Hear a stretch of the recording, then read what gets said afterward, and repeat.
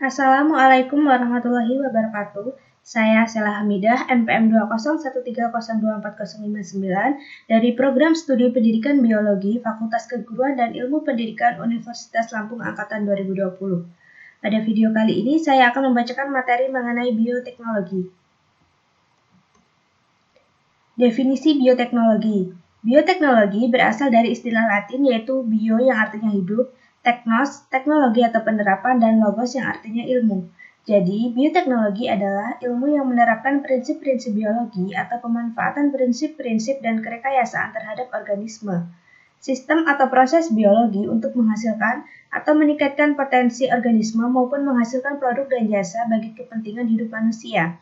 Adapun tujuan bioteknologi yaitu untuk meningkatkan nilai bahan mentah dengan memanfaatkan kemampuan mikroorganisme atau bagian-bagiannya seperti bakteri dan kapang.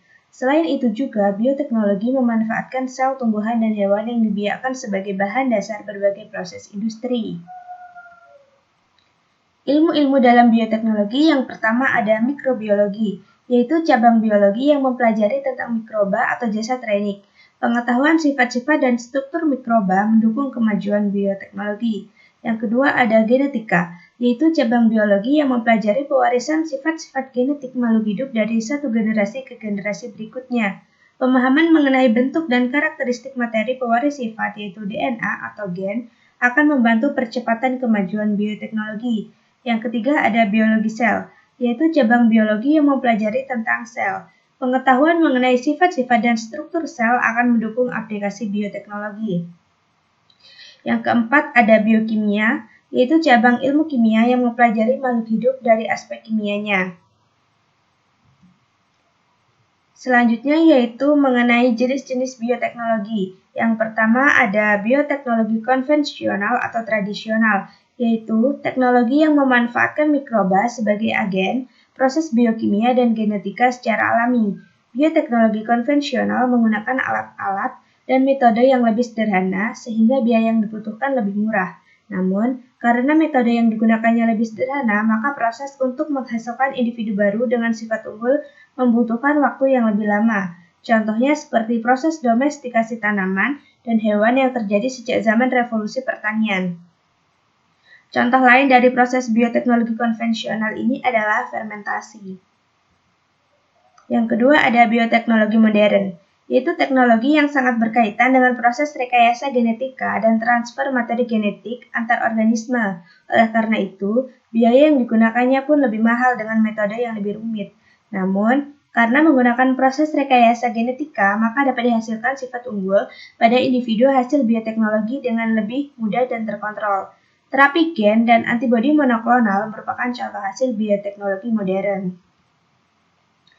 Aplikasi bioteknologi konvensional yang pertama di bidang pangan, contohnya ada tempe yang dibuat dari kedelai dengan jamur Rhizopus sp, dan contoh yang kedua ada keju dan yogurt yang dibuat dari susu sapi dengan bakteri Lactobacillus. Yang kedua di bidang kesehatan dan pengobatan, contohnya ada antibiotik yang digunakan untuk pengobatan yang diisolasi dari bakteri dan jamur. Contoh yang kedua ada vaksin, yaitu mikroorganisme yang toksinnya telah dimatikan, bermanfaat untuk meningkatkan imunitas tubuh. Yang ketiga, di bidang peternakan, contohnya ada domba ankon yang merupakan domba berkaki pendek dan bengkok sebagai hasil mutasi alami.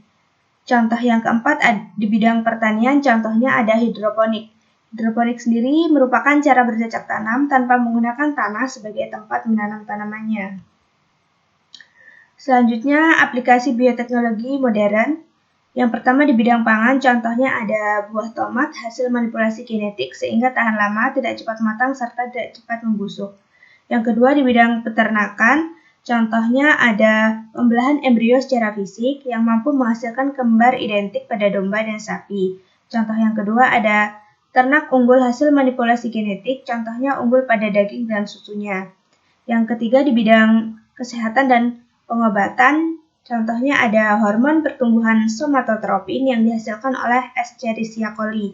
Yang keempat, di bidang pertanian, contohnya ada tanaman jagung dan kapas yang resisten terhadap serangan penyakit gen tertentu setelah gennya dimanipulasi. Adapun keuntungan penggunaan mikroorganisme dalam bioteknologi yaitu Yang pertama, reproduksinya sangat cepat, yang kedua mudah diperoleh dari lingkungan, yang ketiga memiliki sifat yang tetap, dan yang keempat dapat menghasilkan berbagai produk yang dibutuhkan manusia dan tidak bergantung musim dan iklim. Contoh bioteknologi pengolahan bahan pangan antara lain yang pertama ada oncom. Oncom dapat dibuat dari ampas tahu dengan penambahan mikroorganisme berupa neurospora.